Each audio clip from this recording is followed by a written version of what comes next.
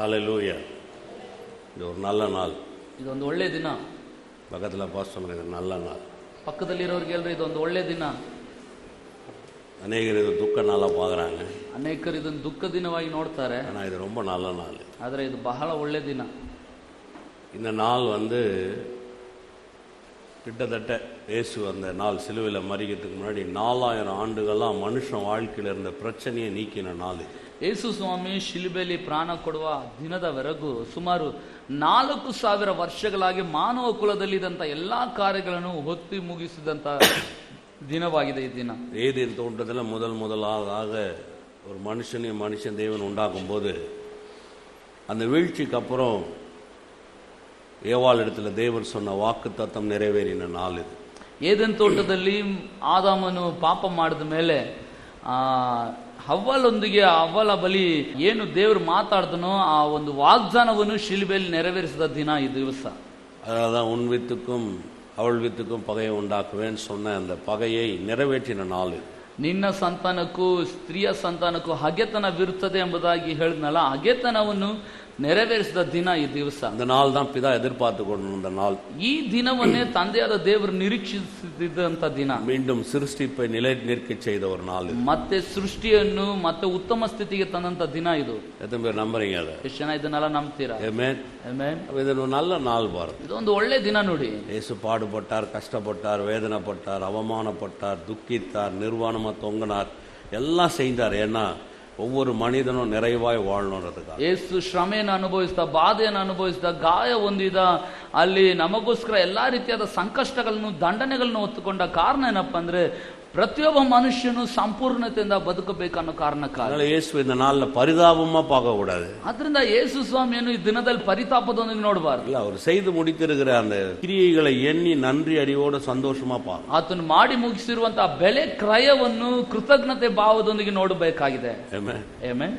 Good ஃப்ரைடேக்கு யாரும் சர்ச்சை அலங்கரிக்க மாட்டாங்க, நம்ம அன்னி தான் அலங்கரிச்சு வச்சு. ಶುಭ ಶುಕ್ರವಾರದಂದು ಯಾವ ಆಲಯ ಅಲಂಕಾರ ಮಾಡೋದಿಲ್ಲ, ಆದ್ರೆ ನಮ್ಮ ಆಲಯ ಅಲಂಕಾರ ಮಾಡಲಾಗಿದೆ. நான் கூட செய்யல. வாலிப பிள்ளை ஏதோ ஒரு பையன் கலர் பலூன் தொங்க விடலாம் நினைக்கிறேன், தொங்க விடுப்போம் சந்தோஷமா இருக்கும். ನಾನು ಮಾಡಲಿ. ಒಬ್ಬ ಯವನಸ್ಥ ಬಂದು ಬಣ್ಣವಾಗಿ ಬೆಲೂನ್ಗಳು ಹಾಕೋಣ ಅಂತ ಹೇಳಿದ್ರು, ಸರಿ ಹಾಕ್ರಿ ಅಂತ ಹೇಳಿ அவனுடைய சந்தோஷத்தை நம்ம ஏன் கெடுக்கணும்? வாலிப பிள்ளைக்கு இந்த வெளிச்சம் வருதுன்னா நம்ம சந்தோஷப்படணும். ಅವ್ರ ಸಂತೋಷ, ಯವನಶ್ರೀ ಅಂತ ಬೆಳಕು ಬರ್ತದೆ ಅಂತ ಹೇಳುವಾಗ ನಾವು ಸಂತೋಷ ಪಡಬೇಕಲ್ಲ. நல்லவர், ದೇವರು ಒಳ್ಳೆಯವನು. ஆமென். ಆಮೆನ್. 3 நாள் சிலுவையில் அறையப்பட்டதுக்கு அப்புறம் 3 நாள் கர்த்தர் எல்லாத்தையும் மாத்தினார்.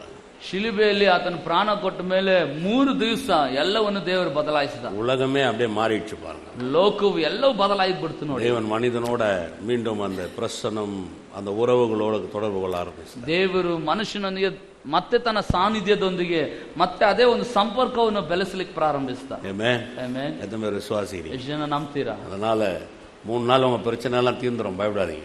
3 ದಿನದಲ್ಲಿ ಸಮಸ್ಯೆ ಎಲ್ಲ ನೀಗ್ಬಿಡ್ತದೆ, ಎದುರುಬೇಡಿ. சொல்லுங்க, இன்னிலிருந்து 3வது நாள் நல்ல நாள் உங்களுக்கு. ಹೇಳ್ರಿ, ಇವತ್ತಿನಿಂದ 3ನೇ ದಿವಸಕ್ಕೆ ನಿಮ್ಗೆ ಒಳ್ಳೆ ದಿನ. ಆಮೆನ್. இன்னைக்கு தொங்குறாரு, 3வது நாள் உயிர் தெழுத்துறாரு, அவ்வளவுதான். ಇವತ್ತು ನೇತಾಡ್ತಾ ಇದ್ದಾನೆ, 3ನೇ ದಿವಸ ಜೀವದಿಂದ ಎದ್ಬಿಡ್ತಾನೆ ಅಷ್ಟೇ. எதுவுமே விசுவாசி ನಂಬ್ತೀರಾ? ஆமென். ಆಮೆನ್. வாங்க, ஆதியாகமம் 2ஆம் அதிகாரம் 16வது வசனம். ಬನ್ನಿ, ಆದಿಕಾಂಡ 2ನೇ ಅಧ್ಯಾಯ 16ನೇ ವಾಕ್ಯ. 16-17 வாசிக்கிறேன். 16 ಮತ್ತು 17ನೇ ವಾಕ್ಯ ಓದ್ತೇನೆ. தேவனாகிய கர்த்தர் மனுஷனை ஏதேன் தோட்டத்தில் அழைத்து கொண்டு வந்து அதை பண்படுத்தவும் அதை காக்கவும் வைத்தார். தேவனாகிய கர்த்தர் மனுஷனை நோக்கி, நீ தோட்டத்தில் உள்ள சகல விருட்சத்தின் கனியும் புசிக்கவே புசிக்கலாம், ஆனாலும் நன்மை தீமை அறியத்தக்க விருட்சத்தின் கனியை புசிக்க வேண்டாம், அதை புசிக்கும் நாளில் சாகவே சாவா என்று கட்டளையிட்டார். ಇದಲ್ಲದೆ ಯೆಹೋವ ದೇವರು ಆ ಮನುಷ್ಯನಿಗೆ, ನೀನು ತೋಟದಲ್ಲಿರುವ ಎಲ್ಲಾ ಮರಗಳ ಹಣ್ಣುಗಳನ್ನು ಯಥೇಚ್ಛವಾಗಿ ತಿನ್ನಬಹುದು, ಒಳ್ಳೆದರ ಕೆಟ್ಟದರ ಅರಿವನ್ನು ಹುಟ್ಟಿಸುವ ಮರದ ಹಣ್ಣನ್ನು ಮಾತ್ರ ತಿನ್ನಬಾರದು, ತಿಂದ ದಿನ ಸತ್ತೇ ಹೋಗುವಿ ಎಂದು ವಿಧಿಸಿದನು. சிருஷ்டிப்பு முடிஞ்ச உடனே, அதாவது எல்லா சிருஷ்டிப்பை முடிச்ச உடனே மனுஷ வாழ்க்கை துவங்குது. ಸೃಷ್ಟಿಯ ಕಾರ್ಯ ಮುಗಿದ ಮೇಲೆ ಮನುಷ್ಯನ ಜೀವಿತ ಪ್ರಾರಂಭವಾಗ್ತದೆ. அதை சொல்லுகிறது, அவனை ஏதேன் தோட்டத்துக்குள்ளாக அழைத்து கொண்டு வந்தான். ಸತ್ಯವೇದ ಹೇಳ್ತದೆ, ಆತನನ್ನು ಏದೆನ್ ತೋಟದೊಳಗ ಕರ್ಕೊಂಡು ಬಂದ. அழைத்து வந்த உடனே அவனுக்கு ஒரு காரியத்தை சொல்றார். ಕರ್ಕೊಂಡು ಬಂದ ತಕ್ಷಣ ಒಂದು ಕಾರ್ಯವನ್ನು ಹೇಳ್ತಾನೆ. இந்த பழத்தை புசிக்கும் நாளில் நீ சாகவே சாவா என்றார். ಈ ಹಣ್ಣನ್ನು ತಿಂದ ದಿನ ನೀನು ಸತ್ತೇ ಹೋಗುವಿ. பாருங்க, மரணம்ன்றது தேவன் மனுஷனுக்காக நியமிக்கப்பட்டது அல்ல. ಮರಣ ಅನ್ನೋದು ದೇವರು ಮನುಷ್ಯನಿಗಾಗಿ ನೇಮಿಸಲ್ಪಟ್ಟದಲ್ಲ. மனுஷன் எல்லா வகையிலுமே வாழணும், நல்லா இருக்கணும், சுகமா இருக்கணும்னு விரும்பினார். ಮನುಷ್ಯನು ಎಲ್ಲಾ ರೀತಿಯಲ್ಲಿ ಸುಖಕರವಾಗಿ ಸಂಪೂರ್ಣತೆಯಿಂದ ಬದುಕಬೇಕಂತ ನೆನೆಸ್ದ. ஆனா இது இந்த கட்டளை இட்டார் அப்படின்னு சொல்லப்படுது இல்லையா? அது புசிக்கும் நாளில் சாவே சாவாயின் கட்டளை இட்டார்னு சொல்லப்படுது. ವಿಧಿಸಿದನು, ತಿಂದ ದಿನ ಸತ್ತೇ ಹೋಗುವಿ ಎಂದು ವಿಧಿಸಿದನು ಅಂತ ಹೇಳಲಾಗುತ್ತದಲ್ಲ. அந்த கட்டளைன்ற வார்த்தை எதை குறியுது அப்படின்னு பாத்தீங்கன்னா, ஒரு தண்டனைன்றதை குறியுது. ಒಂದು ವಿಧಿಸಿದನು ಅಥವಾ ಒಂದು ಆಜ್ಞಾಪಿಸಿದನು ಅನ್ನೋದು ಯಾವ್ದನ್ನ ಸೂಚಿಸ್ತದೆ ಅಂತ ಹೇಳಿದ್ರೆ ಒಂದು ದಂಡನೆಯನ್ನು ತೋರಿಸ್ತದೆ, ஒரு விளைவை ஏற்படுத்துதுன்னு சொல்லப்படுது. ಅಥವಾ ಅದರ ಒಂದು ಅದರಿಂದ ಉಂಟಾಗುವಂತ ಫಲಿತಾಂಶ ಏನಂತ ತೋರಿಸ್ತದೆ. பாருங்க, இப்ப அந்த பழத்தை அவன் புசிக்கும் நாளில் சாவே சாவா என்ன உடனே இப்ப மரணம் என்கிறது அங்க உள்ள அவனுக்கு அறிமுகப்படுத்துறார். தேவனே சொல்றார், இதை புசிக்க நாள் நீ சாவப்பா, அது ஒரு விளைவுன்றதை எடுத்துக்காமி. ತಿಂದ ದಿನ ಸತ್ತೇ ಹೋಗುವಿ ಅಂತ ಹೇಳಿದ್ರೆ ಮರಣ ಅನ್ನೋದನ್ನ ದೇವ್ರು ತೋರಿಸ್ತಾನೆ. ಇದನ್ನು ತಿಂದ್ರೆ ಇದ್ರ ಪರಿಣಾಮ ಏನಾಗ್ತದೆ ಅನ್ನೋದನ್ನ ದೇವ್ರು ತೋರಿಸ್ತಿದ್ದಾನೆ இல்லையா? இப்போ இதை வச்சுதான் அவன் அப்புறம் பழத்தை பூசிக்கிறான், அதுக்கப்புறம் மரணம் வந்துடுது, மனுஷன் வாழ்க்கையில நிறைய இழப்புகள் ஏற்படுது.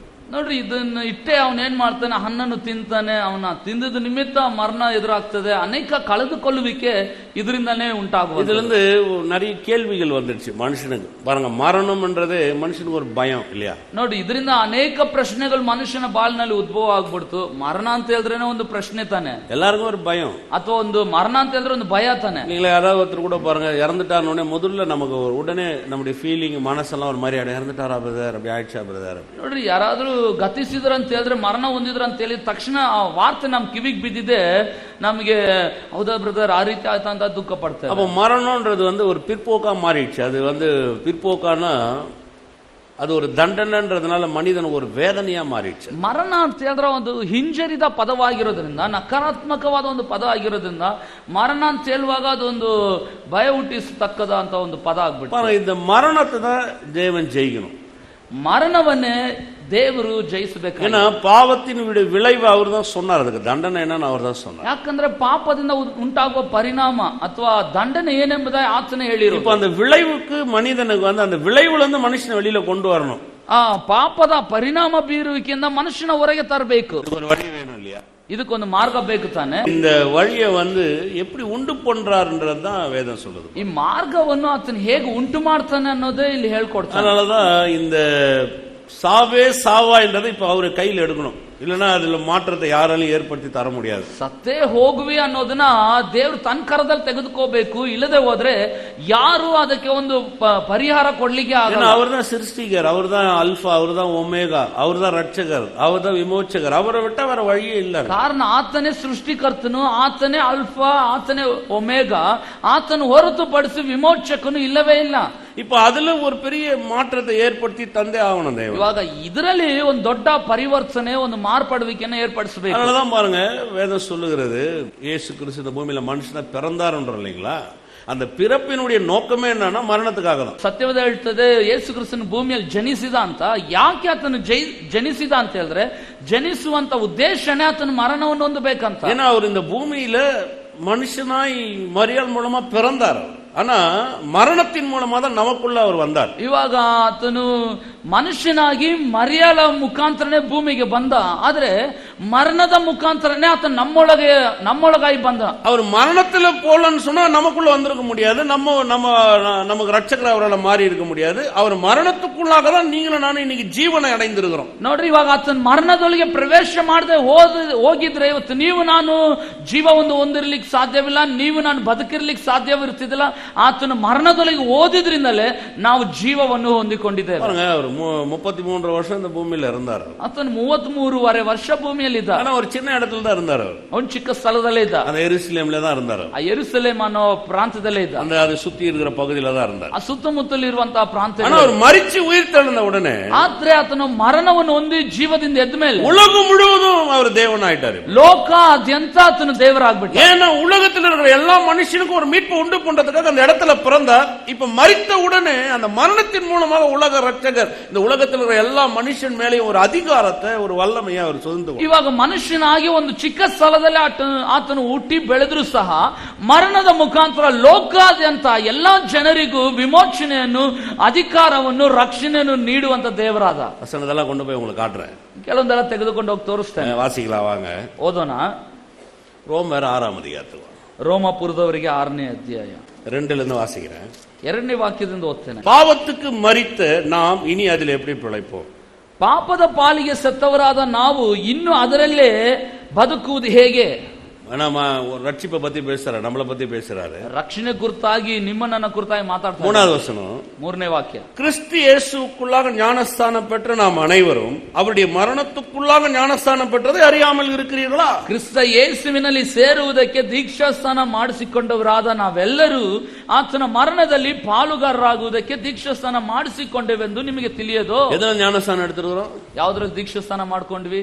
சொல்லுங்க, எதுல ஞானஸ்தானம் எடுத்துக்கிறோம்? ಹೇಳ್ರಿ, ಯಾವ್ದ್ರಲ್ಲಿ? அவருடைய மரணத்துக்குள்ளாக ஞானஸ்தானம் பெற்றதை அறியாமல் இருக்கிறீர்களா? ಆತನ ಮರಣದಲ್ಲಿ ಪಾಲುಗಾರರಾಗುವುದಕ್ಕೆ ದೀಕ್ಷಾಸ್ನಾನ ಮಾಡಿಸಿಕೊಂಡೆವೆಂದು ನಿಮಗೆ ತಿಳಿಯದು. இப்போ அப்படி மரணத்துக்குள்ளதான் நமக்கு ஒரு ஜீவனை தேவன் ஏற்படுத்தி கொடுத்தார். ಆತನ ಮರಣದಲ್ಲೇ ನಮಗೊಂದು ಜೀವವನ್ನು ಏರ್ಪಡಿಸಿದ್ದಾನೆ. இப்ப இந்த மரணத்தை கையில எடுத்து இந்த மரணத்தின் வழியாக நமக்கு ஒரு பெரிய நன்மையை தேவன் ஏற்படுத்தணும். ಇವಾಗ ಈ ಮರಣವನ್ನು ದೇವರು ಕರದಲ್ಲಿ ತೆಗೆದುಕೊಂಡು ಮರಣದ ಮುಖಾಂತರ ದೊಡ್ಡ ಮೇಲನ್ನು ನಮಗೆ ಏರ್ಪಡಿಸಬೇಕು. பாருங்க, இந்த பெரிய பெரிய ஷாப்பிங் மால்லாம் போனீங்கன்னா ஃபயர் எக்ஸிட்னு ஒன்று வச்சிருப்பாங்க. அதாவது நெருப்பு பிடிச்சிட்டா இறங்கி வரதுக்கு வழி. அபார்ட்மெண்ட்ஸ் எல்லாம் கூட இருக்கு. ದೊಡ್ಡ ದೊಡ್ಡ ಮಳಿಗೆಗಳಿಗೆ, ದೊಡ್ಡ ದೊಡ್ಡ ಅಪಾರ್ಟ್ಮೆಂಟ್ಸ್ ಗಳಿಗೆಲ್ಲ ಹೋದ್ರೆ ಅಪಘಾತಕ್ಕಂತ ಒಂದು ತುರ್ತು ಮಾರ್ಗವನ್ನು ಏರ್ಪಡಿಸಿ. ஃபயர் எக்ஸிட் எத்தனை பேர் தெரியும்? பாத்துருக்கீங்களா? அதெல்லாம் ತುರ್ತು ಮಾರ್ಗ ಎಷ್ಟು ಜನ ನೋಡಿದ್ದೀರಾ? இந்த காலத்துல அப்படி இருந்துச்சு பிரதர், அந்த காலத்துல இல்ல.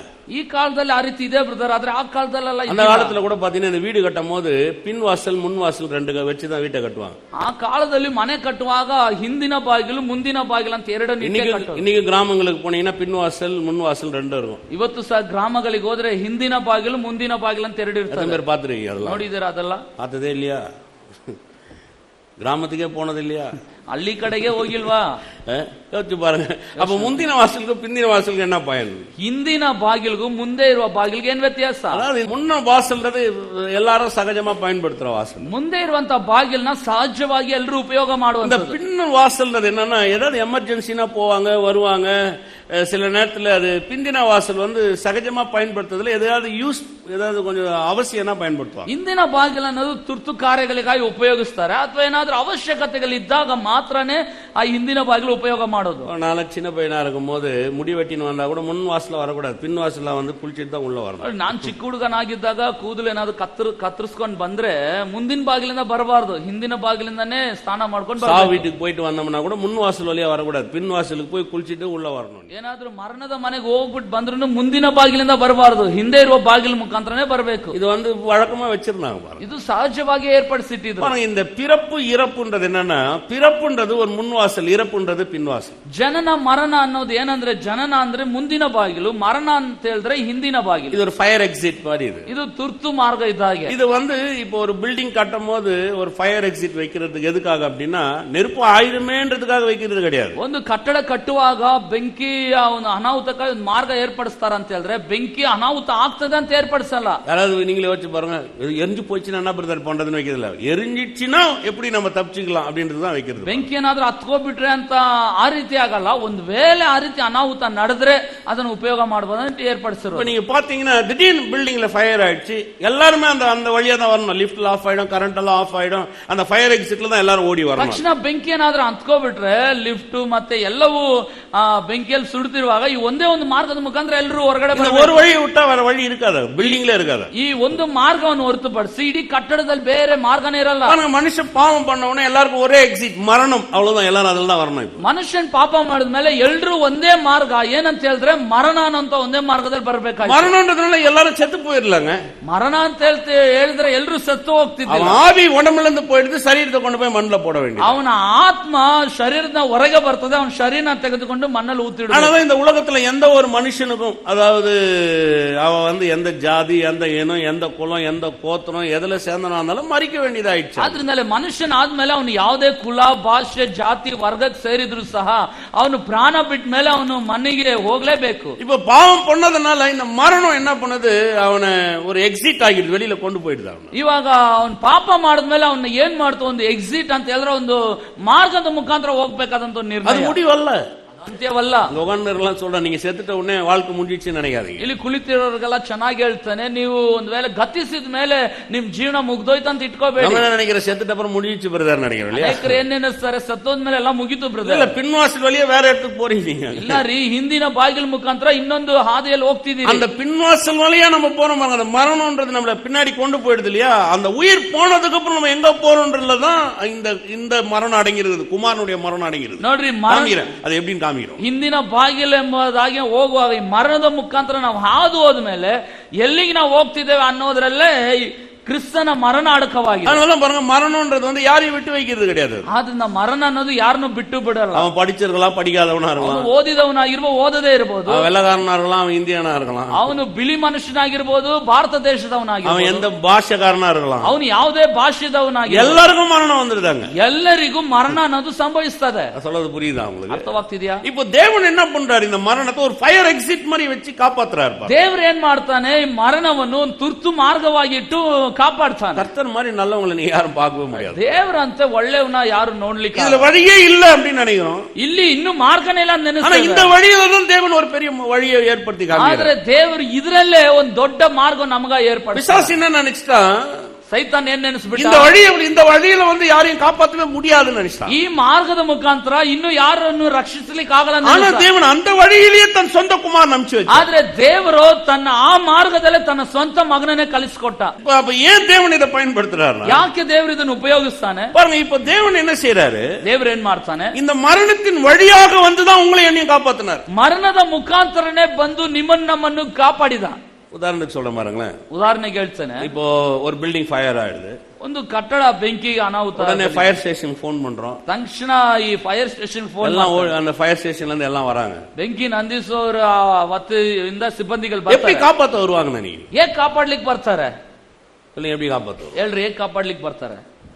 வந்த உடனே அவங்க என்ன கேட்பாங்க தெரியல, எங்க அந்த ஃபயர் எக்ஸிட் இருக்குன்னு தான் கேட்பாங்க. ಬಂದ ತಕ್ಷಣ ತುರ್ತು ಮಾರ್ಗ ಎಲ್ಲಿರಿ ಅಂತಾನೆ ಕೇಳೋದು. அதன் வழியா உள்ள வந்துதான் மேல ஏறி தீய அணைச்சி இல்ல ஜனங்களை வெளியில கொண்டு வரதோ காப்பாத்துறது அந்த வேலையை செய்வாங்க. ಆ ಮಾರ್ಗದ ಮುಖಾಂತರ ಒಳ ಬಂದು ಒಳ ಇರುವ ಜನರನ್ನು ಆ ಬೆಂಕಿಯನ್ನು ಆರಿಸುವುದರಲ್ಲೋ ಅವರ ಕೆಲಸಗಳನ್ನು ಅವ್ರು ಮಾಡೋದು. தேவன் என்ன பண்ணாரு, ದೇವರು ಏನ್ ಮಾಡ್ದ, இந்த வழியில வரதுக்கு ஒரே ஒருத்தரால தான் முடியும், அது குமாரனால மட்டும் தான். ಈ ಮಾರ್ಗದಿಂದ ಬರಲಿಕ್ಕೆ ಒಬ್ಬಾತನಿಂದ ಮಾತ್ರ ಸಾಧ್ಯ, ಅದು ತನ್ನ ಸ್ವಂತ ಮಗನ. அதனால இந்த மரணத்தின் வழியாக உள்ள வந்துதான் இந்த உலகத்தில் இருக்கிற மனுகுலத்தை அவர் ரட்சித்தார். ಆದ್ರಿಂದಲೇ ಈ ಮಾರ್ಗದಿಂದ ಆತನು ಬಂದೆ ಇಡೀ ಮಾನವ ಕುಲವನ್ನು ರಕ್ಷಣೆಗೆ ತಂದ. எதை மேல விளங்குது? ಯಶನಕ್ಕೆ ಅರ್ಥವಾಗ್ತದೆ. மட்டும் ஒரு அல்லேலூயா சொல்லு.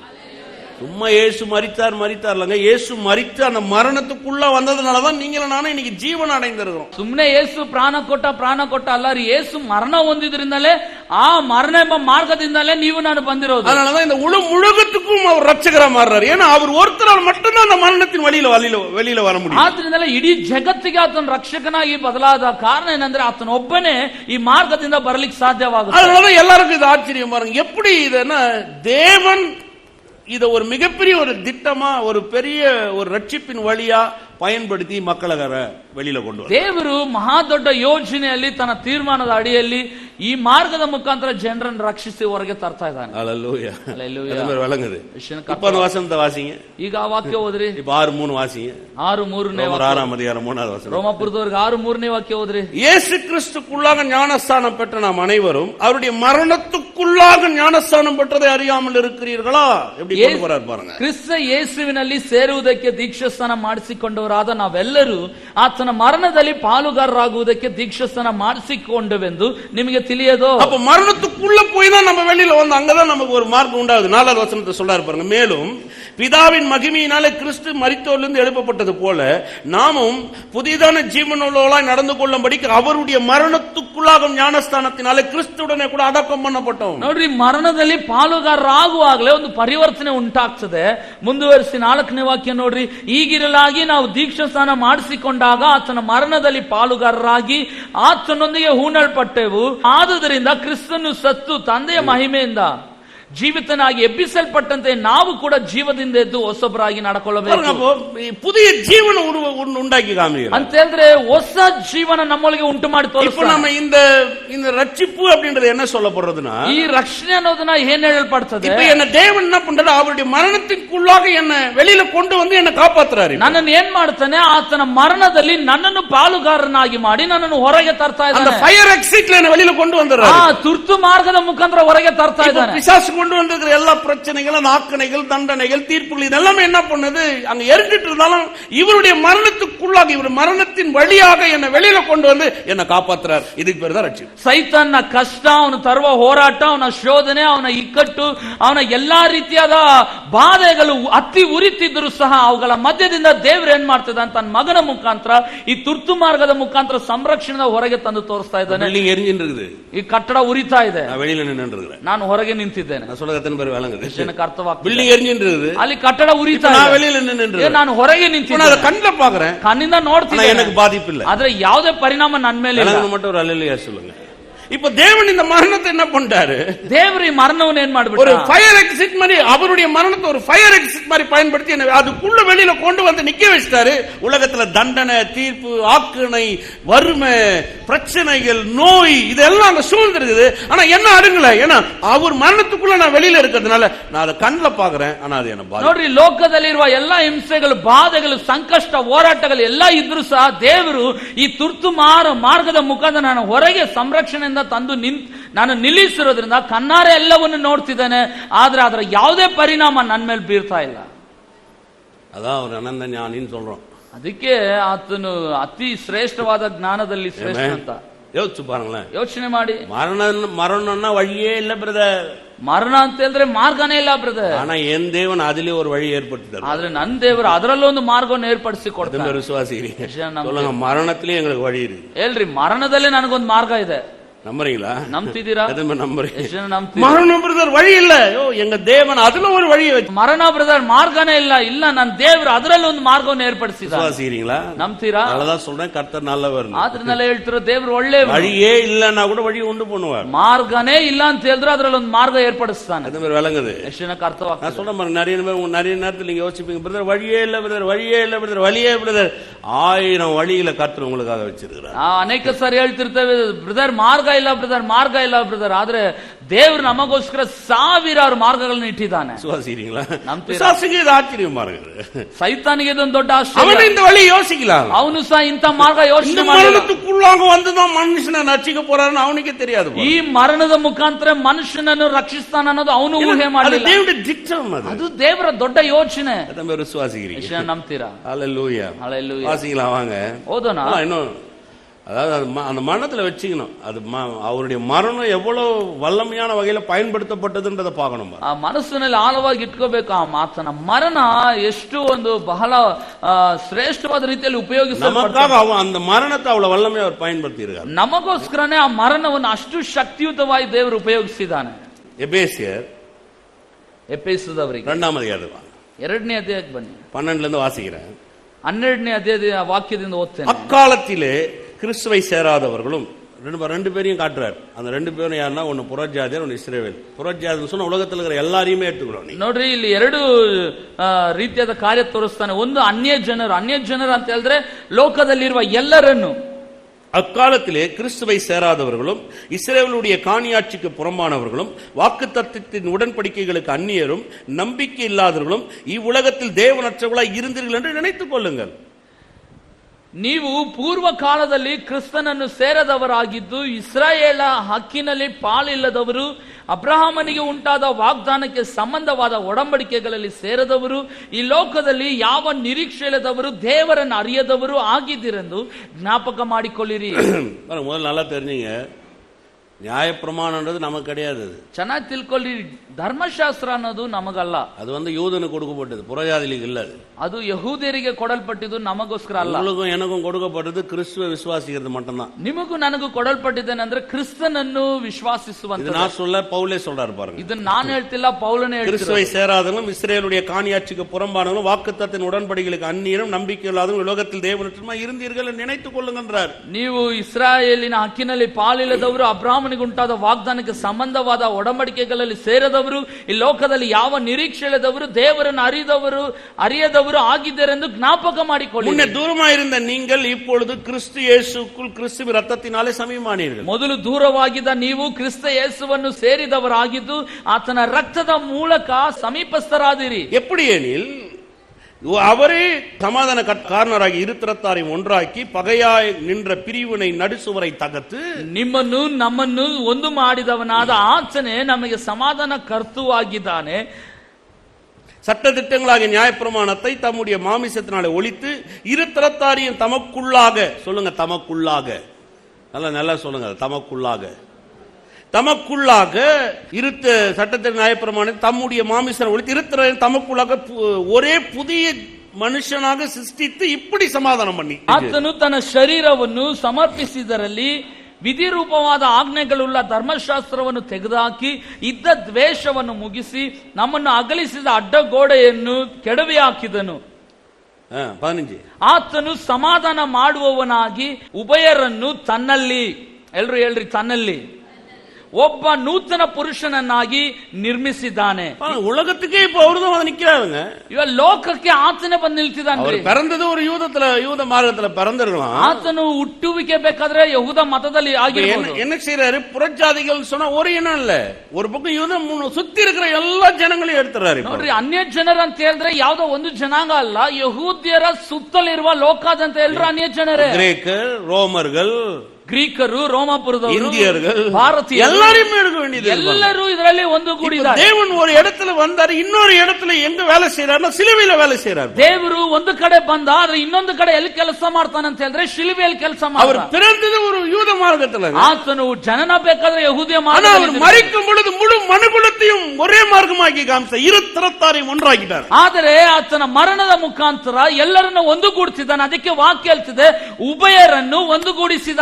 வந்து மனுஷனுக்குள்ளாக இங்க எந்த பாகுபாடுமே இல்லைன்றது ஒன்னாகி காமிச்சு. ಇನ್ನು ಮನುಷ್ಯನಲ್ಲಿ ಯಾವುದೇ ಪಕ್ಷಪಾತವಿಲ್ಲ ಅನ್ನೋದನ್ನ ಇಲ್ಲಿ ತೋರಿಸ್ತಾ ಇದ್ದಾರೆ. அதனால இருத்திரத்தாரை ஒன்றாக்கி பகையாய் நின்ற சுவரையே தகர்த்தார். ಅದನ್ನ ವಾಕ್ಯ ಹೇಳ್ತದೆ, ಉಭಯರನ್ನು ಒಂದುಗೂಡಿಸಿ ನಮ್ಮನ್ನು ಅಗಲಿಸಿದ ಎಲ್ಲಾ ಅಡ್ಡಗೋಡೆಯನ್ನು ಕೆಡವಿ ಹಾಕಿದ. சொல்லுங்க, ಅಡ್ಡಗೋಡೆಯನ್ನು ಕೆಡವಿ ಹಾಕಿ. ಎಲ್ರಿ, ಅಡ್ಡಗೋಡೆಯನ್ನು ಕೆಡವಿ ಹಾಕಿದನು. சொல்லுங்க, அட்டகோடையன். ಹೇಳ್ರಿ, ಅಡ್ಡಗೋಡೆಯನ್ನು. இங்க வந்து இதுக்கு மேல நீங்க வந்து எதுலயுமே பார்சாலிட்டியே பார்க்க முடியாது. ಇನ್ನು ಇದರಲ್ಲಿ ಯಾವುದೇ ಭಿನ್ನಮತನೋ ಭೇದ ಭಾವ ನೋಡ್ಲಿಕ್ಕೆ ಆಗಲ್ಲ. எந்த ஒரு மனுஷனுக்கும் வந்து உயர்வு, எந்த ஒரு மனுஷன் ஆளுங்க கிடையாது. இவர் ஒருத்தரால மட்டும்தான் இதை பண்ண முடியும். ஏன்னா இந்த மரணம் மட்டும்தான் இதுக்கு வருது. ஏன்னா வேதம் சொல்லுதுங்களே, அவருக்குள்ளாக, தமக்குள்ளாகன்றார் பாருங்க, அதை பேசுறாரு. அவருக்குள்ளாகன்னா பிறப்புல இல்ல, மரணத்துல வச்சு பேசுறாரு. ತನ್ನಲ್ಲಿ ಅಂತ ಹೇಳುವಾಗ ಈತನೊಬ್ಬನೇ ಈ ಅದ್ಭುತವಾದ ಕಾರ್ಯ ಮಾಡ್ಲಿಕ್ಕೆ ಸಾಧ್ಯ. ಇದು ಬಂದು ತನ್ನ ಜನನದಲ್ಲಿ ಹೇಳ್ತಿಲ್ಲ, ತನ್ನ ಮರಣದಲ್ಲೇ ತನ್ನಲ್ಲಿ ಅನ್ನೋ ಪದವನ್ನು ಉಪಯೋಗಿಸ್ತಿರೋದು. ಮರಣ ಎவ்வளவு ಪವರ್ಫುಲ್ வேலை செய்து ನೋಡಿದ್ರೆ ಮರಣ ಎಷ್ಟು ಶಕ್ತಿಯುತವಾಗಿ ಕೆಲಸ ಮಾಡ್ತಿದೆ. ಯೇಸು பிறந்தார்ன்ற செய்தி வந்து ஒரு இன மக்களோட கூட பரவிட்டு இருக்குது. ಯೇಸು ಜನಿಸಿದ ಅನ್ನೋಂತ ಒಂದು ಸಂದೇಶ ಒಂದು ಗುಂಪಿನಲ್ಲಿ ಮಾತ್ರ. ಯೇಸು ಮರಿத்தார்ன்றது என்ன வருதுன்னா, ಆದ್ರೆ ಯೇಸು ಮರಣ ಹೊಂದಿದ ಅನ್ನೋದು ಏನಾಗ್ತಿದೆ, இந்த உலகம் முழுவதுக்குமே ஒரு மிகப்பெரிய நற்செய்தி நாளா மாறிடுச்சு. ಇಡೀ ಲೋಕಾದ್ಯಂತ ಒಂದು ಶುಭ ಸಂದೇಶದ ದಿನವಾಗಿ ಪರಿವರ್ತಿಸ್ತಾ ಇದೆ. மரணம் ரொம்ப பவர்ஃபுல். அவருடைய மரணம் வல்லமை வாய்ந்தது பாருங்க. ಆದ್ರಿಂದಲೇ ಆತನ ಮರಣ ಅನ್ನೋದು ಬಹಳ ಶಕ್ತಿ. மரணத்தை ஒரு பெரிய வழியாக்கி விட்டாரு. ಈಗ ಆತನ ತನ್ನ ಮರಣವನ್ನು ಒಂದು ದೊಡ್ಡ ಮಾರ್ಗವಾಗಿ ಮಾಡಿ, அவருடைய மரணத்துக்குள்ளாக நுழைகிற ஒவ்வொருத்தருக்குமே ஜீவன் உண்டாகுது, புதிய வாழ்க்கை உண்டாகுது, நன்மை உண்டாகுது, வெற்றி உண்டாகுது, வாழ்க்கை மாறுது. ತನ್ನ ಮರಣದ ಮುಖಾಂತರ ಮನುಷ್ಯನಿಗೆ ಒಂದು ದೊಡ್ಡ ಜೀವ ಉಂಟಾಗ್ತಿದೆ, ಒಂದು ಮೇಲು ಉಂಟಾಗ್ತಿದೆ, ಒಳ್ಳೆ ಜೀವಿತ ಅನ್ನೋದು ಪ್ರಾರಂಭವಾಗ್ತಾ ಇದೆ.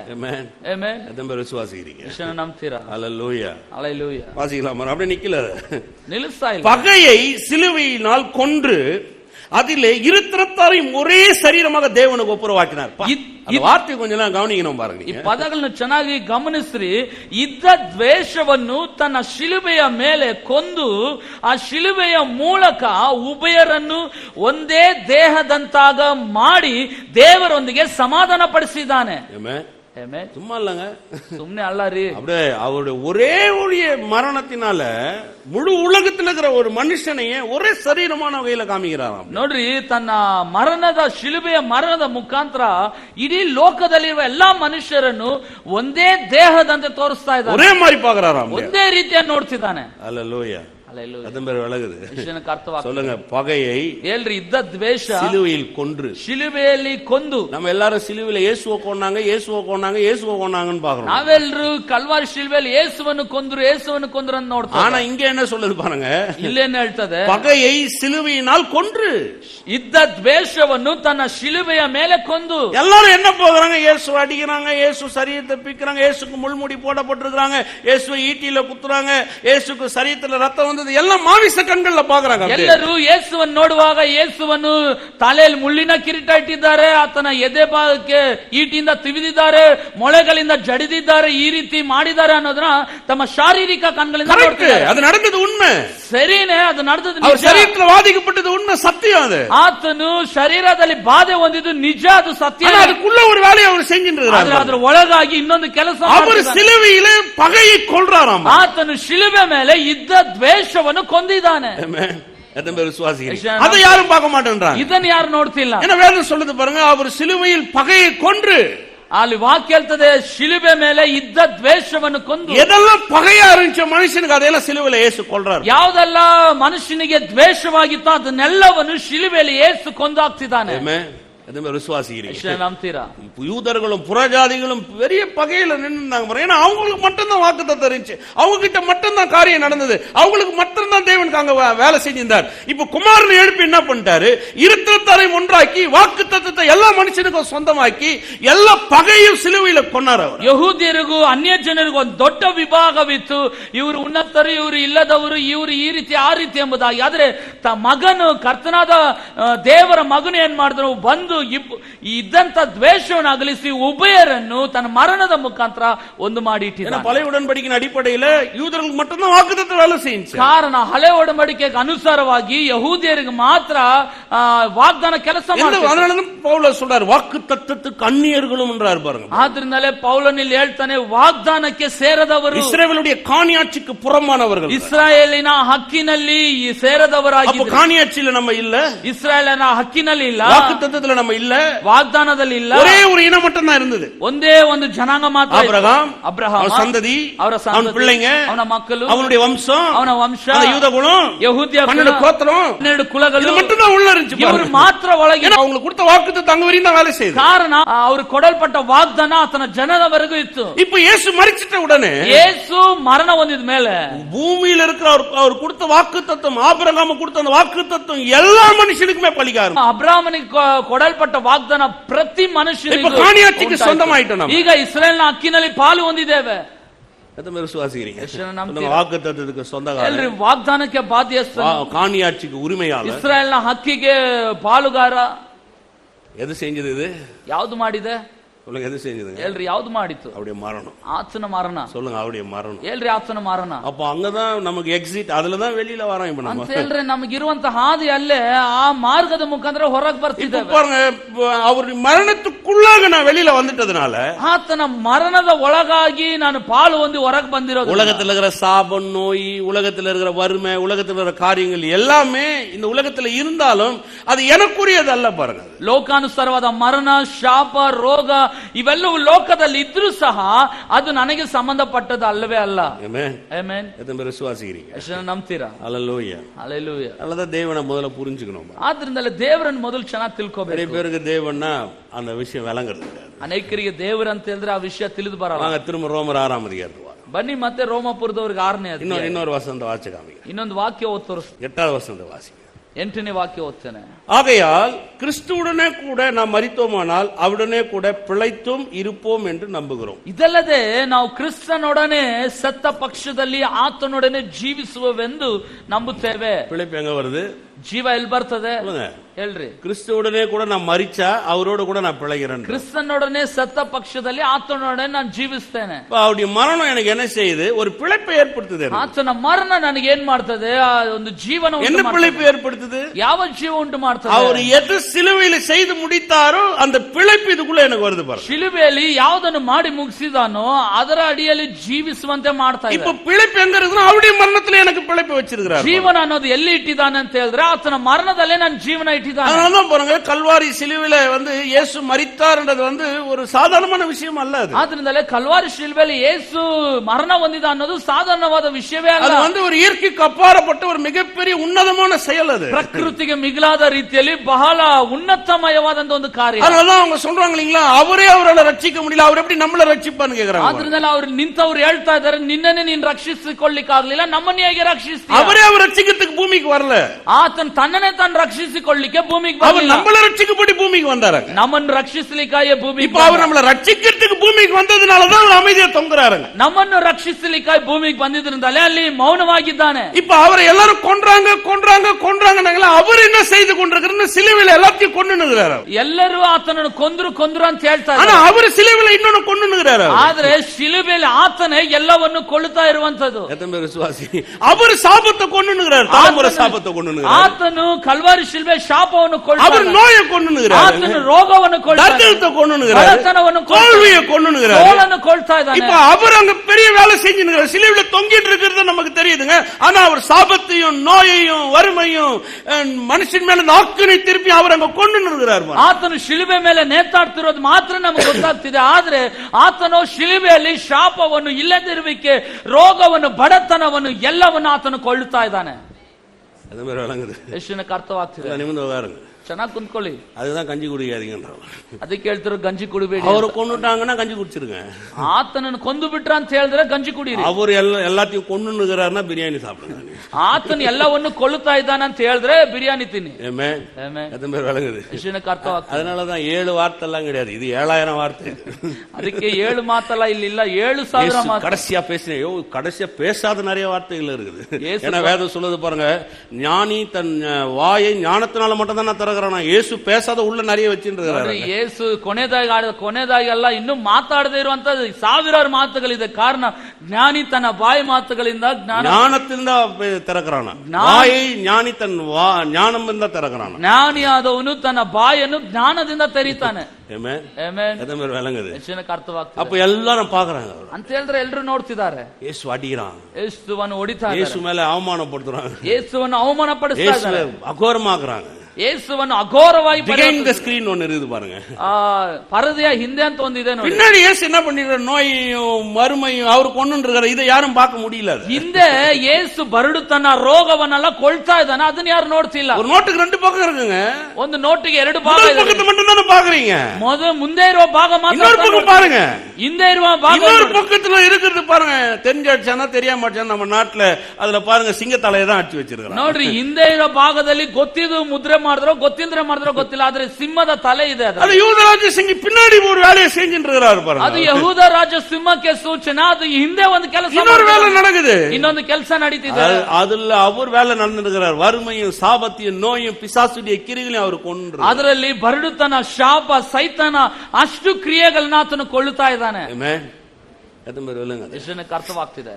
ಅಲ್ಲ, ಸಾಂಜವನ್ನ ತರೆಚೀಲ கிழிஞ்சு போச்சு. ತಲೆ ಹಿಂಗೆ ಬಗ್ಗಿದ್ದೆ, ಪರದೆ ಅರದು ಹೋಯ್ತು. ಯಾರನ್ನು கிழிக்க முடியாத ஆளு, ಯಾರು ಅದನ್ನ ಅರಿಲಿಕ್ಕೆ ಆಗಲ್ವಂತೆ. ಅದು ನಾವು கிழிப்போம்ல, ಆದ್ರೆ ನಾವು ಅರ್ಧಾಗ್ತೇವೆ.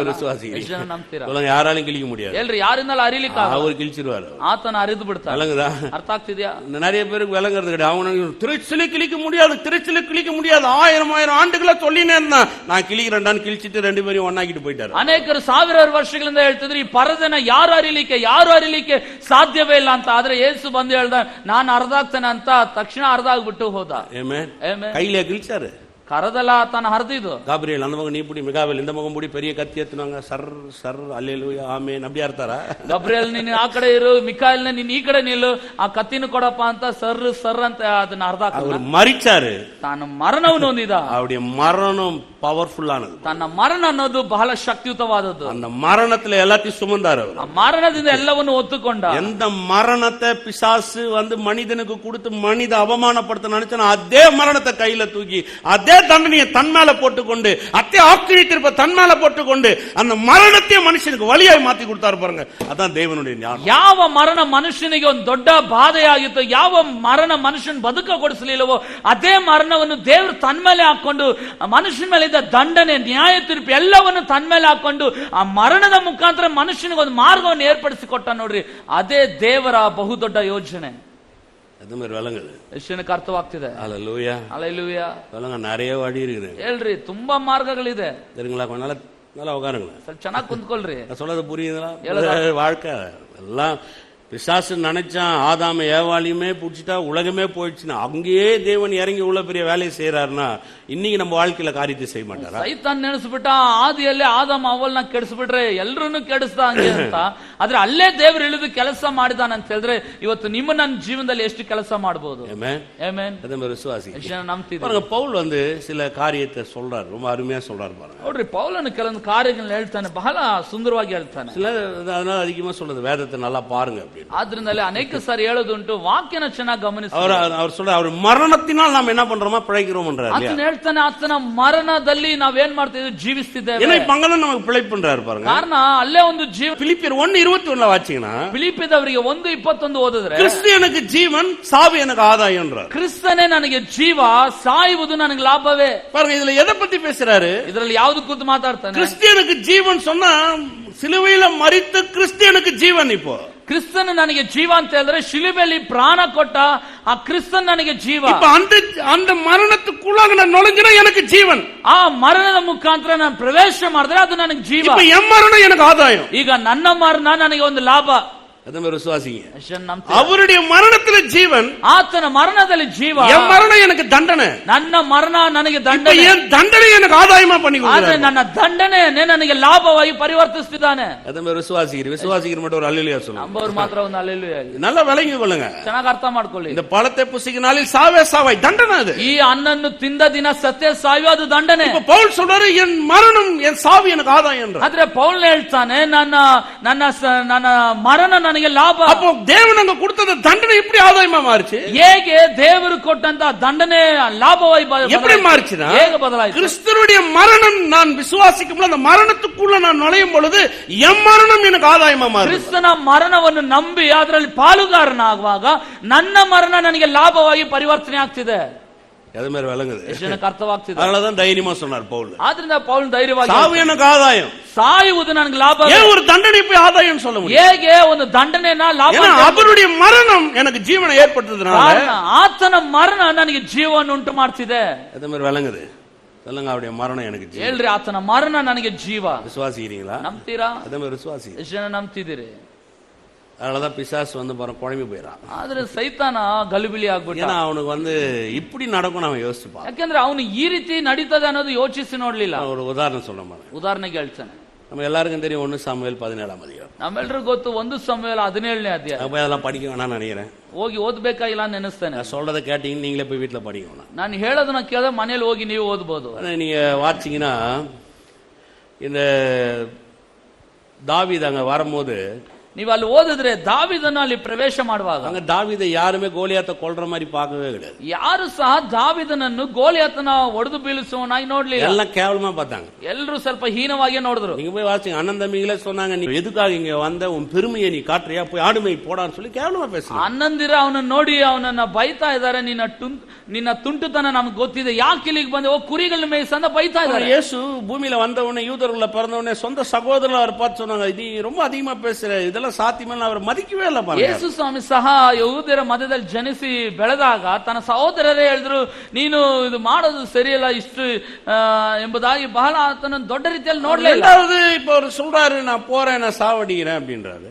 ಎರಡನೇದಾಗಿ ಆತನು ಹೇಳ್ತಾನೆ, ನಾನು ಹೋಗ್ತಾನೆ, ನಾನು ಅವನು ಹೊಡೆದು ಬೀಳ್ತೇನೆ. ಯಾரும் ಅದು பெருசா யோசிக்கல. இயேசு சிலுவையில மரிக்கிறன்னு பிரசங்கம் பண்ணும்போது சீஷர்கள் கூட அதை கனமா பார்க்கல. தெரியும், ದೊಡ್ಡದಾಗಿ ಅವನು ಹೇಳುವಾಗ ದೊಡ್ಡ ಭಾವನೆ ಬರಲಿಲ್ಲ. ಅದೇ ರೀತಿ ಯೇಸುನ ನಾನು ಶಿಲುಬೆಯಲ್ಲಿ ಪ್ರಾಣ ಕೊಡ್ತಾನೆ ಅಂತ ಹೇಳುವಾಗ ಶಿಷ್ಯರಿಗೂ ಅದರ ಕುರಿತ ಬೆಳಕು ಬರಲಿಲ್ಲ. உடனே அந்த ராஜா பாக்குறான், சரி யாராவது ஒரு பலியாடியாவது அனுப்பிச்சு வைப்போம், இவன் அனுப்பிச்சு வைக்கலாம், அனுப்பிச்சு வைக்கிறான் பாருங்க. ತಕ್ಷಣ ಅರಸನ ಏನ್ ಮಾಡ್ತಾನೆ, ಸರಿ ಬಲಿ ಪಶುವಾಗಿ ಯಾರಾದ್ರೂ ಇದ್ರೂ ಕಳಿಸ್ಕೊಡೋಣ ಅಂತ ಅವನನ್ನು ಕಳಿಸ್ಕೊಡ್ತಾನೆ. தலைச்சீராய கேடகத்தை அதை இதெல்லாம் கட்டுறான் அவன். ತಕ್ಷಣ ಆ ಕಿರೀಟವನ್ನು, ಯುದ್ಧ ವಸ್ತ್ರಗಳನ್ನು ಎಲ್ಲವನ್ನು ಧರಿಸ್ಕೊಳ್ತಾನೆ. ಅದೆಲ್ಲ ಕೈಟಿ போட்டுறான். அதெல்லாம் எனக்கு பழக்கம் இல்லன்னு ಕೈಟಿ போட்டுறான். ತಕ್ಷಣ ಎಲ್ಲವನ್ನು ತೆಗೆದು ಬಿಡ್ತಾನೆ, ನನಗೆ ಇದರಲ್ಲಿ ಅಭ್ಯಾಸ ಇಲ್ಲ ಅಂತ. ಕೈಟಿಟ್ಟು ಅವನು நேரா போறான் பாருங்க. ಎಲ್ಲವನ್ನು ತೆಗೆದಿಟ್ಟು ಎಲ್ಲರಿಗೂ ಕೇಳ್ವಿ, ಎಲ್ಲರಿಗೂ ಪ್ರಶ್ನೆ, எப்படி இவன் கொல்ல போறான், ಹೇಗೆ ಇವನು ಕೊಲ್ಲುತ್ತಾನೆ, இவன் வந்து இவன் ஈட்டியை எடுத்துன்னு போல, ரதத்தை எடுத்துன்னு போல, பட்டயத்தை எடுத்துன்னு போல, கேடகத்தை எடுத்துன்னு போல, சரச்சியா தலை சீராவை போட்டுன்னு போல எப்படி இவன் கொல்ல போறான்? ಇವನು ಖಡ್ಗವನ್ನು ತೆಗೆದುಕೊಂಡಿಲ್ಲ, ಎದೆ ಕವಚ ತೆಗೆದುಕೊಂಡಿಲ್ಲ, ಶಿರಸ್ತ್ರನ ತೆಗೆದುಕೊಂಡಿಲ್ಲ.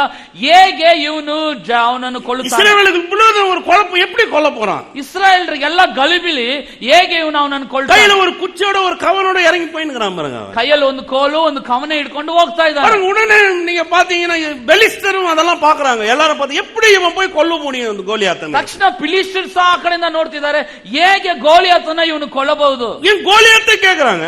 ಒಂದು ಯಾಕೆ ಅಷ್ಟು ಗೋಲಿಯಾತನ ಕೇಳ್ತಾನೆ? என்ன நீ சாவடிச்சிட முடியுமா? உன் கையில இருக்கிற கோலால என்ன சாவடிச்சிட முடியுமான்னு கேக்குறான். ನೀನು ಕೈಯಲ್ಲಿ ಇಟ್ಟಿರುವ ಕೋಲು ಮುಖಾಂತರ ನೀನು ನನ್ನನ್ನು ಕೊಲ್ಲುತ್ತೀಯಾ?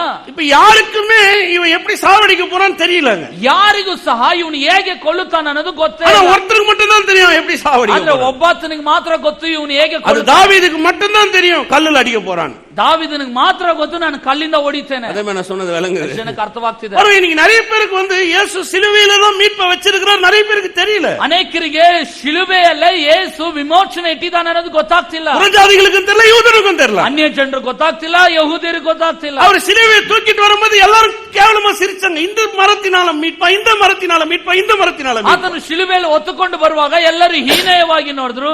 ಇದರಿಂದ ಈ ಮತದಿಂದ ವಿಮೋಚನೆನಾ ವಿಮೋಚನೆ, ಈ ಮಾರ್ಗದಿಂದ மறித்த உடனே, ಈಗ ಪ್ರಾಣ ಕೊಟ್ಟ ತಕ್ಷಣ பாருங்க, அந்த 3ஆம் மணி வேளை பெரிய இருள் சூழ்ந்த உடனே, 3 ಗಂಟೆ ಹೊತ್ತಿಗೆ ಒಂದು ದೊಡ್ಡ ಕಾರ್ಗತ್ತಲ கிழித்த உடனே, ಪರದೆಯ ಅರ್ಧ பூமி அதிர்ந்த உடனே, ಭೂಮಿ ಕದಲಿದ ತಕ್ಷಣ எல்லாரும் பாக்குறோம், ஆச்சரியமா பாக்குறோம். ಎಲ್ಲರೂ ಆಶ್ಚರ್ಯದಿಂದ ನೋಡ್ತಿದ್ದಾರೆ. எத்தனை பேர் விளங்குது? ಎಷ್ಟು ಜನಕ್ಕೆ ಅರ್ಥವಾಗ್ತಿದೆ? விளங்கணும் மட்டும் ஒரு அல்லேலூயா சொல்லு.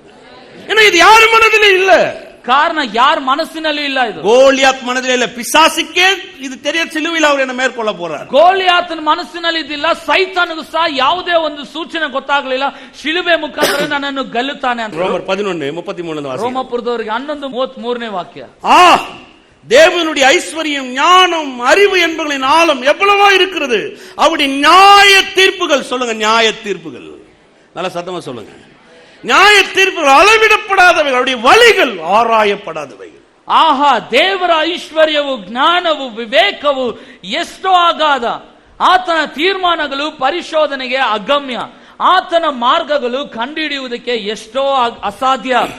ಅದೀங்களா? ನೋಡಿದ್ರ? பவுல் சொல்றாரு, தேவனுடைய ஐஸ்வர்யம், ஞானம், அறிவென்மையில் ஆழம் எவ்வளவா இருக்கிறது சொல்லிட்டு அப்படியே நிக்க வைக்கல, அவருடைய நியாய தீர்ப்புகள் பாருங்க. ನೋಡ್ರಿ, ಆಹಾ ದೇವರ ಐಶ್ವರ್ಯ, ಜ್ಞಾನ, ವಿವೇಕ ಎಷ್ಟು ಅಗಾಧ ಅಂತ ಹೇಳಿ ಆತನ ತೀರ್ಮಾನ ಅಂತ ಕನ್ನಡದಲ್ಲಿ ಬರ್ತಿದೆ. ಆದ್ರೆ ತಮಿಳ್ ಭಾಷೆಯಲ್ಲಿ ಆತನ ನ್ಯಾಯ ತೀರ್ಪು ಎಷ್ಟೋ ಪರಿಶೋಧನೆ, ಎಷ್ಟೋ ಅಗಮ್ಯ. அப்படி நியாய தீர்ப்பு அளவிடப்பட முடியாது. ಆತನ ನ್ಯಾಯ ತೀರ್ಪು ಪರಿಶೋಧನೆಗೆ இப்படி ஒரு நியாய தீர்ப்பு வரப்போகுதுன்றது யாருமே எண்ணி பார்க்கல. ಈ ರೀತಿಯಾದ ಒಂದು ನ್ಯಾಯ ತೀರ್ಪು ಬರ್ಲಿಕ್ಕಿದೆ ಅನ್ನೋದು ಯಾರು ಊಹಿಸಲಿಲ್ಲ. இப்படி ஒரு பெரிய ஒரு மீட்பை தேவன் உண்டு பண்ண போறான்னு யாரு மனதுல தோணவே ಇಲ್ಲ. ಈ ರೀತಿಯಾದ ವಿಮೋಚನೆ ಆತನ ಏರ್ಪಡಿಸ್ತಾನೆ ಅನ್ನೋದು ಯಾರು ಊಹಿಸಲಿಲ್ಲ. Amen, hallelujah, hallelujah. எத்தனை பேர் விசுவாசிக்கிறீங்க? நான் சொல்ல பாருங்க, ನಾನು ಹೇಳ್ತೇನೆ ನೋಡಿ. நேரத்தில் மனதுல தோணாது, ஆனா தேவன் நமக்கு அந்த வழியை, அவர் வைத்திருக்கிற அந்த வழி ரொம்ப விசேஷமா இருக்கு. ಕೆಲವೊಂದು ಸಾರಿ ನಮಗೆ ತೋಚಲ್ಲ, ಆದ್ರೆ ದೇವರು ನಮಗೋಸ್ಕರ ಏರ್ಪಡಿಸಿರುವ ಮಾರ್ಗ ಬಹಳ ಉನ್ನತಮಯವಾದದ್ದು. ஹalleluya, ஹalleluya. யாரும் யோசிச்சே பார்க்கல, ಯಾರು ಯೋಚಿಸೇ ನೋಡ್ಲಿಲ್ಲ. அதான் பவுல் அதை சொல்றாரு. ಆದ್ರಿಂದ ಪೌಲನು ಅದರಲ್ಲಿ நியாய தீர்ப்புகள் அளவிடப்படாதவை, ಆತನ ನ್ಯಾಯ ತೀರ್ಪುಗಳು ಪರಿಶೋಧನೆಗೆ ಎಷ್ಟೋ ಅಗಮ್ಯ. ஆமென். யோசிச்சு பாருங்க, ಯೋಚನೆ ಮಾಡಿ. அவருடைய மரணத்துக்குள்ளாக ಆತನ ಮರಣದ ಒಳಗಾಗಿ எனக்கு ஒரு ஜீவனை கொடுத்து, ನನಗೊಂದು ಜೀವವನ್ನು ಕೊಟ್ಟು, இந்த மரணத்துக்குள்ளாக தான் எல்லா வெற்றியும் உள்ளடக்கிட்டார். ಈ ಮರಣದ ಒಳಗಾಗಿ ಎಲ್ಲಾ ರೀತಿಯಾದ ಯಶಸ್ಸುಗಳನ್ನು ಏರ್ಪಡಿಸಿದ್ದಾನೆ. இப்ப இந்த மரணத்துக்குள்ளாக ஒருத்தன் உள்ள நுழையலன்னு சொன்னா, ಈ ಮರಣದ ಒಳಗಾಗಿ ಒಬ್ಬನು ಪಾಲುಗಾರನ, இந்த எக்ஸிட் ஒண்ணுதான், வேற எக்ஸிட்டே கிடையாது. ಈ ಮಾರ್ಗ ಹೊರತು ಬೇರೆ ಮಾರ್ಗವಿಲ್ಲ. இல்ல கேள்வி எல்லாம் கேட்க முடியாது. ಇಲ್ಲಿ ಪ್ರಶ್ನೆಗಳು ಕೇಳಲಿಕ್ಕೆ ಆಗಲ್ಲ. இப்ப இந்த மரணத்தின் வாசல் அவருக்குள்ளாக நீங்க அந்த மரணத்துக்குள்ளாக நீங்க நுழையலன்னு சொன்னா யாருக்கும் நித்திய ஜீவனே அங்க கிடையாது. ಯಾರು ಸಹ ಈ ಮರಣದ ಒಳಗೆ ಪಾಲುಗಾರರ ಆಗದೆ ಹೋದ್ರೆ ನಿತ್ಯ ಜೀವವನ್ನು ಹೊಂದಲು ಸಾಧ್ಯವಿಲ್ಲ. தான தர்மம் பண்ணலாம், ದಾನ ಧರ್ಮ ಮಾಡಬಹುದು, உலகத்துல பெரிய ஆளா இருக்கலாம், ಲೋಕದಲ್ಲಿ ದೊಡ್ಡ எவ்வளவுனா பக்தியை காட்டலாம், ಎಷ್ಟು ಬೇಕಾ ಭಕ್ತಿ ತೋರಿಸಬಹುದು, எவ்வளவுனா நல்லவனா வாழலாம், ಎಷ್ಟು ಬೇಕಾ ಒಳ್ಳೆಯವನಾಗಿ ಬದುಕಬಹುದು. அவனுக்கு முக்தி கிடைக்காதங்க, ಅವನಿಗೆ ಮುಕ್ತಿ இது ಸಿಗೋದಿಲ್ಲ. ஒண்ணுதான் பவர் எக்ஸிட், இது ஒண்ணுதான் ಕಾರಣ ತುರ್ತು ಮಾರ್ಗ ಅನ್ನೋದು ಒಂದೇ இது ஒண்ணுதான் கர்த்தர் வச்சிருக்கிற வழி. ಇದು ಒಂದನ್ನೇ ದೇವರು ಏರ್ಪಡಿಸಿರುವ இந்த ಮಾರ್ಗ. மரணத்துக்குள்ளாக நுழையணும் பாருங்க. ಈ ಮರಣದ ಮುಖಾಂತರ ಹಾದು ಹೋಗಬೇಕು. அதுதான் மனுஷனுக்கு ஜீவன். ಅದೇ ಮನುಷ್ಯನಿಗೆ ಜೀವವಾಗಿದೆ. வழங்குற மட்டும் ஒரு அல்லேலூயா சொல்லுங்க. ಅದವರು ಮಾತ್ರ. அதனாலதான் இயேசுவை உயர்த்தி காண்றோம் நம்ம. ಆದ್ರಿಂದಲೇ ಯೇಸುವನ್ನು ಉನ್ನತಪಡಿಸಿ சும்மா ತೋರಿಸ್ತಾರೆ. இயேசு வாங்க பிரதர் நம்புங்க பிரதர்னு சொல்றோம். ಸುಮ್ಮನೆ ಬನ್ನಿ ಬ್ರದರ್ ಯೇಸುನ ನಂಬ್ರಿ ಬ್ರದರ್ ಅಲ್ಲ. ஹல்லேலூயா. Hallelujah. நம்புறீங்களா? ನಂಬ್ತಿದ್ದೀರಾ? அது நம்புறீங்க. ಯೇಸುನ ನಂಬ್ತೀರಿ? ரொம்ப முக்கியம் பாருங்க. ಬಹಳ ಮುಖ್ಯ ಇದು. அதனாலதான் இயேசு கிறிஸ்து சிலுவையில் மரித்தார், மரணத்தை சுமந்து கொண்டார், தீர்த்தான்றது ஒரு வாரியில சொல்றதல்ல. அது ಯೇಸು ಕ್ರಿಸ್ತನು ಪಾಪವನ್ನು ಹೊತ್ತ ಪ್ರಾಣವನ್ನು ಕೊಟ್ಟ ಶಿಲುಬೆಯಲ್ಲಿ ಮರಣ ಹೊಂದಿದ ಅನ್ನೋದು ಒಂದು ಸಾಲಲ್ಲಿ ಹೇಳುವಂತದಲ್ಲ. இல்ல இல்ல ಇಲ್ಲ. ஏசாயா தீர்க்கதரிசி 800 ஆண்டுகளுக்கு முன்பதாக எழுதுறார் பாருங்க. ಯೆಶಾಯ ಪ್ರವಾದಿ 800 ವರ್ಷಗಳ ಹಿಂದೆ ಬರೀತಾ ಇದ್ದಾನೆ. நமக்கு சமாதானத்தை உண்டு பண்ணும் ஆக்கணை அவர் மேல் விழுந்தது. ನಮಗೆ ಸುಕ್ಷೇಮವನ್ನು ಉಂಟು ಮಾಡುವಂತ ಆಜ್ಞೆ ದಂಡನೆ ಆತನ ಮೇಲೆ ಬಂತು. ತಲುಂಬು நமக்கு மருந்து. ಆತನ ಬಾಸುಂಡೆ ನಮಗೆ ಔಷಧ. அவரை நொறுக்க சித்தமானார். ಕರ್ತನ ತಂದೆಯ ದೇವರು ಆತನ ಜಜ್ಜಲು ಚಿತ್ತವುಳ್ಳವನು. ஏன்னா இந்த நியாய தீர்ப்பு தேவனை ஏற்படுத்த வச்சது. ஏன்னா இந்த தண்டனையை அவர் சுமந்து தீர்க்கணுங்க. ಕಾರಣ ಈ ನ್ಯಾಯ ತೀರ್ಪು ದಂಡನೆಯನ್ನು ದೇವರೇ ಏರ್ಪಡಿಸಿದ್ದು ಇದನ್ನು ಒತ್ತು ತೀರಿಸಬೇಕಾಗಿದೆ. அவரை நொறுக்க சித்தமானார். ತಂದೆಯೋ ಆತನ ಜಜ್ಜಲು ಸಂಕಲ್ಪ ಮಾಡಿ.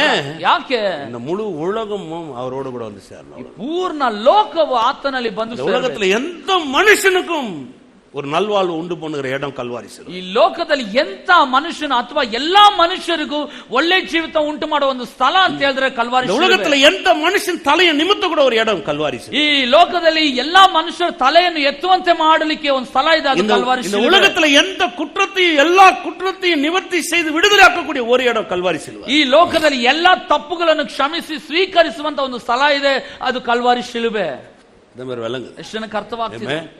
ಅದனாலதான் சிலுவையை நம்ம மேன்மைப்படுத்தணும். ಆದ್ರಿಂದಲೇ ಶಿಲುಬೆಯನ್ನು ಶ್ರೇಷ್ಠವಾಗಿ ನಾವು ಪೌಲ್ சொல்றார். ಆದ್ರಿಂದಲೇ ಪೌಲ್ ಹೇಳ್ತಾನೆ, ஒன்றையும் குறித்து நான் மேன்மை பாராட்ட, ಯಾವುದರ ಕುರಿತು ನಾನು ಹೆಚ್ಚಳ ಪಡಲ್ಲ, சிலுவையை குறித்து ಮಾತ್ರமே ನಾನು ಮೇನ್ಮೆ பாராட்ட. ಶಿಲುಬೆ ಕುರಿತಾಗಿ ಮಾತ್ರ ನಾನು ಹೆಚ್ಚಳ ಪಡ್ತೇನೆ. ಅದು வெளிச்சம், ಕಾರಣ ಅದು ಬೆಳಕು. எத்தனை பேர் விளங்குது? ಯೆಶುವಿನಕ್ಕೆ ಅರ್ಥವಾಗ್ತದೆ.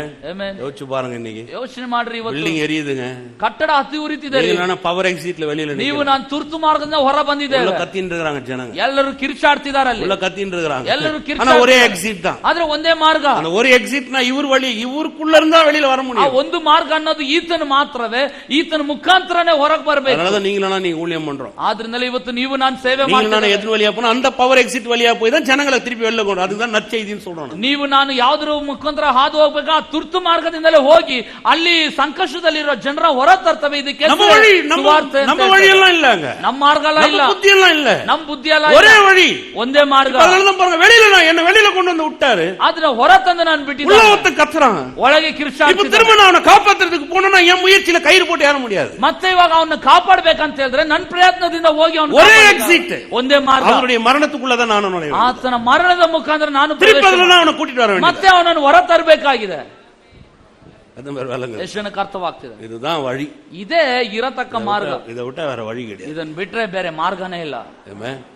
ಅದೇ ಮೇಲೆ விளங்குது. ಯೆಶುವಿಗೆ ಅರ್ಥವಾಗ್ತಿದೆ. ಅಲ್ಲ ಯೇಸುನಾ, ಆದ್ರಿಂದಲೇ ಯೇಸು ಅಂತ ಹೇಳಿದ್ರೆ சாதாரணமா நினைக்காதீங்க, சாதாரணವಾಗಿ ಭಾವಿಸಬಾರದು. யோசிச்சு பாருங்க, ಯೋಚನೆ ಮಾಡಿ. அந்த வழியில உங்களை வெளியில கொண்டு வரலன்னா நீங்களே எரிஞ்சு கரிகாட்டியா போயிடும். ಆ ಮಾರ್ಗದಿಂದ ನಿಮ್ಮನ್ನು ಹೊರ ತರದೆ ಹೋಗಿದ್ರೆ ನೀವು ಸಹ ಸುಟ್ಟು ಉರಿದು ಇದ್ಲಾಗ್ಬಿಡ್ತಿದ್ರೆ. செப்டம்பர் 11 ஒசாமா பின் லாடன் அந்த ಟವರ್ ಅಡಿக்கும் போது, ಸೆಪ್ಟೆಂಬರ್ 11 ಆ ದೊಡ್ಡ ಕಟ್ಟಡವನ್ನು ಬಿನ್ ಲಾಡನ್ ಹೊಡೆಯುವಾಗ ಬಿಲ್ಡಿಂಗ್ ಪತ್ತಿ ಎರಿಯುದು, ಕಟ್ಟಡ ಹತ್ತಿ ಉರಿತಾ ಇದೆ, ಜನರು ಗುದಿಕಿರ, ಜನರು ಜಿಗಿತಾ ಇದ್ದಾರೆ, ಉಚ್ಚವನ್ನ ವಾಳ ಮುಡಿಯಿಲ್ಲ, ಮೇಲಿಂದ ಜಿಗಿದವರೆಲ್ಲ ಬದುಕಲಿಕ್ಕೆ ವഴി ಇಲ್ಲ, ಮಾರ್ಗ ಎಪ್ಪಿಯಾದ್ರೂ ತಪ್ಪಿಕணும், ಹೇಗಾದ್ರೂ ತಪ್ಪಿಸ್ಕೋಬೇಕು, ಎಪ್ಪಿಯಾದ್ರೂ ಕುದಿக்கணும், ಹೇಗಾದ್ರೂ ತಪ್ಪಿಸ್ಕೋಬೇಕು. ಅದು 120 ಅಡಿ 120 அடுக்கு மாடி, அது 120 ಮಹಡಿ ಇರತಕ್ಕಂತ ಎತ್ತರವಾದ ಕಟ್ಟಡ, ವರ್ಲ್ಡ್ ಟ್ರೇಡ್ ಸೆಂಟರ್. ಅದು ಲೋಕದಲ್ಲೇ ಸುಪ್ರಸಿದ್ಧವಾದ ಎತ್ತರ ಕಟ್ಟಡ. ಅವನು ಕುದಿಕ್கிறான், ಅವನು ಓಡ್றான், ಎಲ್ಲರಿಗೂ ವഴி கிடைக்கல, ಅವನವನು ಜಿಗಿತಾ ಇದ್ದಾನೆ, ಅಲ್ಲಿಂದ ಏನೋ ಮಾಡ್ತಾ ಇದ್ದ, ಆದ್ರೆ ತಪ್ಪಿಸ್ಕೊಳ್ಳಿಕ್ಕೆ ಆಗ್ತಿಲ್ಲ. அதனாலதான் இயேசு சொன்னாரு இடுக்கமான வாசல்னார் இல்லையா, ಅದರಿಂದ ಯೇಸು ಹೇಳ್ದಲ್ಲ ಇಕ್ಕಟ್ಟಾದ ಮಾರ್ಗ. ಇಡುಕமான ವಾಸಲ್ ಅದು ஒண்ணு இல்லங்க, ஒரே வழி, அவ்வளவுதான். ಇಕ್ಕಟ್ಟಾದ ಮಾರ್ಗ ಅನ್ನೋದು ಬೇರೆ ಏನಿಲ್ಲ ರೀ, ಒಂದೇ ಮಾರ್ಗ.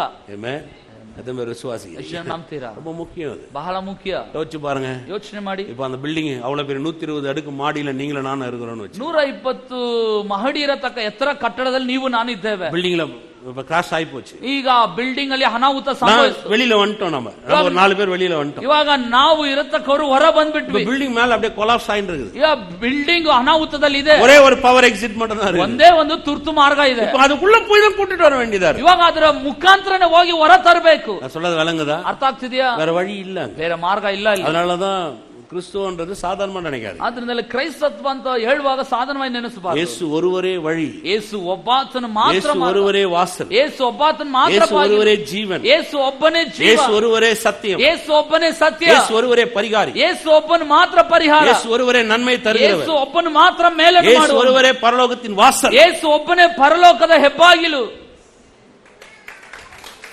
இது வந்து மதம்லாம் கிடையாது, இதெல்லாம் ಬಂದು ಮಸಾಲ ಅಲ್ಲ, இது வந்து முயற்சியும் கிடையாது, ಇದು ಪ್ರಯತ್ನನೂ ಅಲ್ಲ.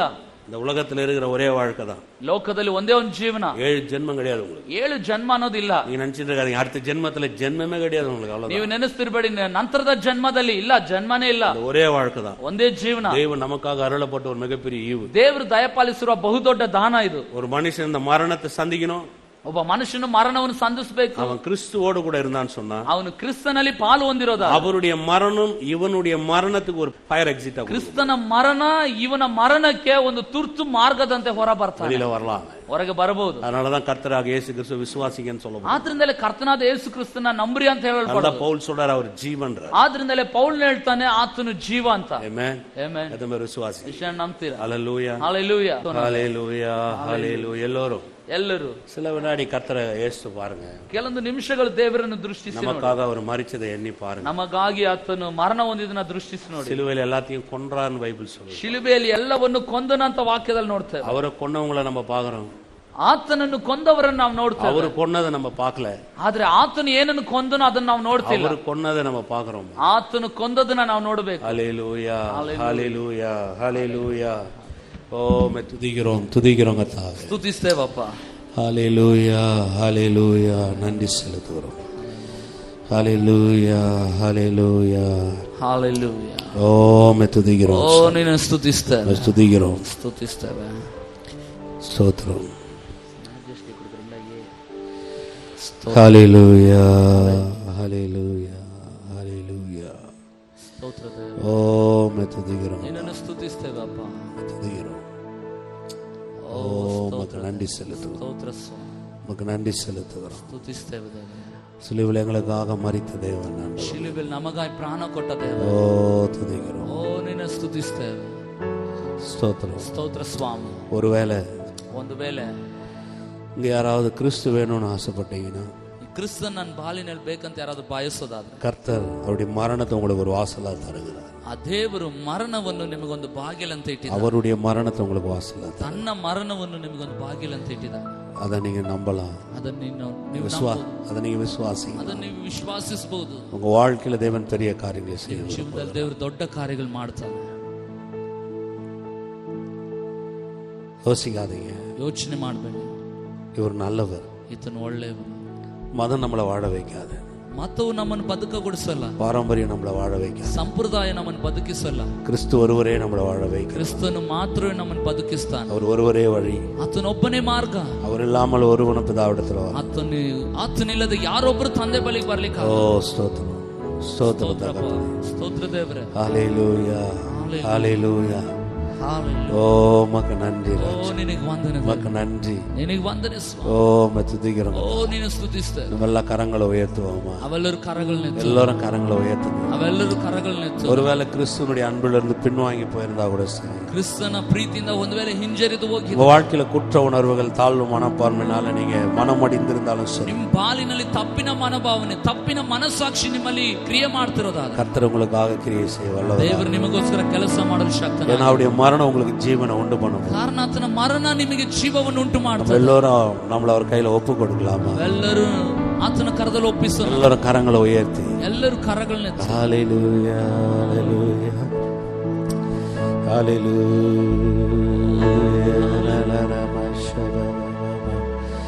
ஓ துதிக்கிறோம், துதிக்கிறோம், ಸ್ತುತಿಸ್ತೇವೆ, ಸ್ತುತಿಸ್ತೇವೆ. ஹalleluya. தகப்பனே உமக்கு நன்றி ತಂದೆ ನಿನಗೆ ಸ್ತೋತ್ರ. ஓ துதிக்கிறோம். ಓ ನೀನು ಸ್ತುತಿ. இங்க வந்த ஒவ்வொருத்தருடைய கருத்துல ஒப்பு கொடுக்கிறேன். ಬಂದಂತ ಪ್ರತಿಯೊಬ್ಬರನ್ನ ಕರದಲ್ಲಿ ಒಪ್ಪಿಸಿ கிருபை அவங்க மேல கட்டவிழ்க்கிறேன். ಕೃಪೆಯನ್ನು ಇವ್ರ ಮೇಲೆ ಬಿಚ್ಚುತ್ತೆ. தயவை கட்டவிழ்க்கிறேன். ದಯೆಯನ್ನು ಬಿಚ್ಚುತ್ತೆ. வல்லமையை கட்டவிழ்க்கிறேன். ಶಕ್ತಿಯನ್ನು ಬಿಚ್ಚುತ್ತೆ. எல்லா கரங்களும் வைத்து சொல்லுங்க, ஏசப்பா ಎಲ್ಲರೂ ಕರಗಳನ್ನೆತ್ತಿ ಹೇಳ್ರಿ, ಯೇಸುವೆ உங்களுடைய மரணம் எனக்கு ஜீவன்.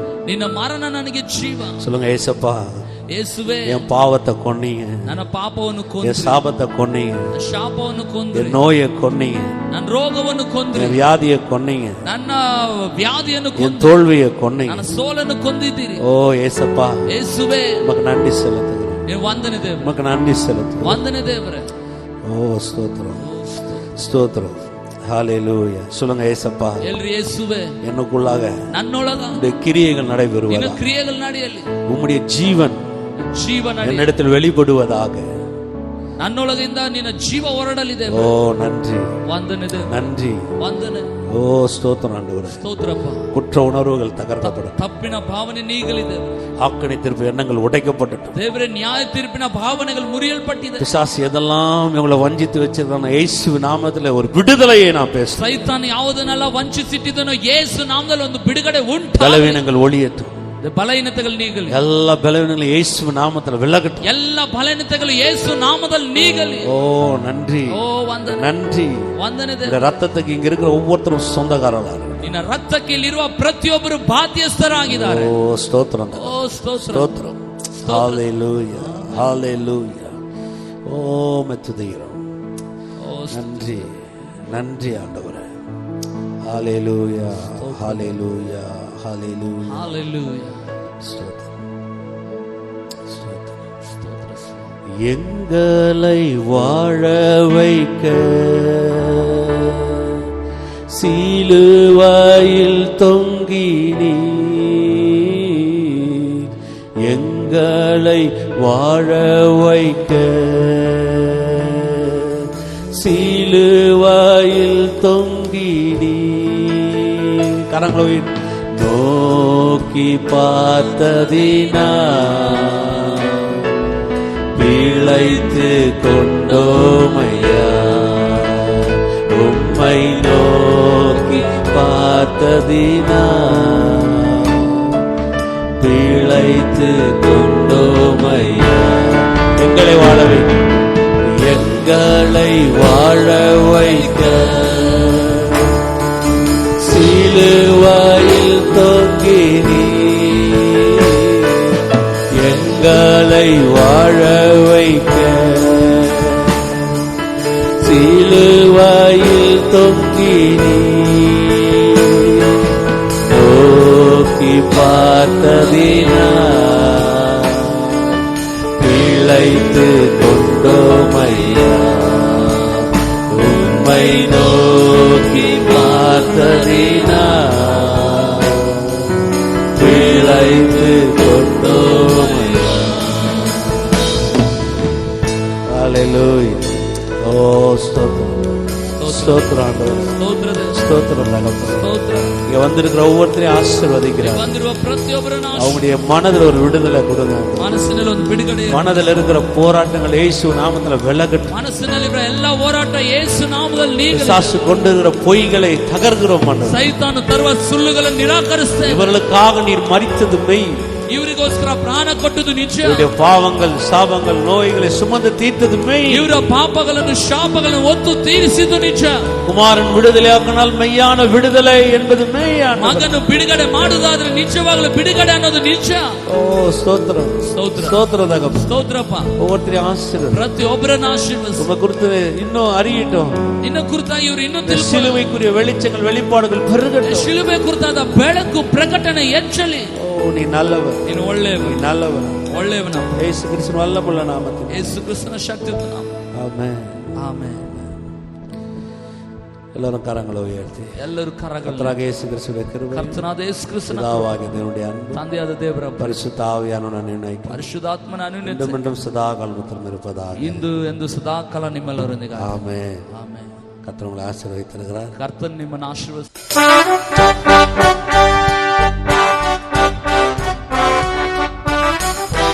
எல்லாரும் கரங்களை தட்டி.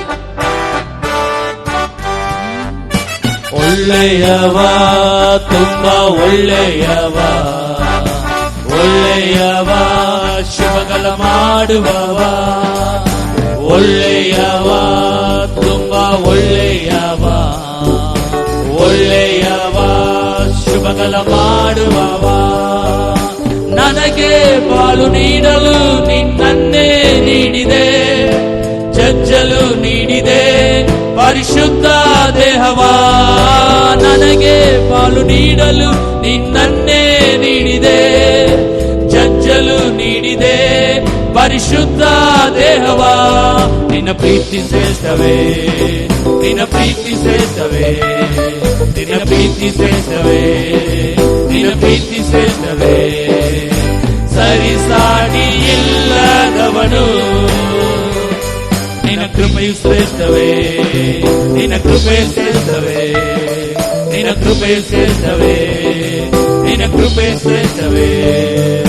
ಕೃಪೆಯಾದಂತ ಯೇಸುವೇ, ಒಳ್ಳೆಯವ, ಒಳ್ಳೆಯವ, ತುಂಬಾ ಒಳ್ಳೆಯವ, ಒಳ್ಳೆಯವ, ಶುಭಗಳ ಮಾಡುವ ಒಳ್ಳೆಯವ, ಒಳ್ಳೆಯವ, ತುಂಬಾ ಒಳ್ಳೆಯವ, ಒಳ್ಳೆಯವ, ಶುಭಗಳ ಮಾಡುವವ.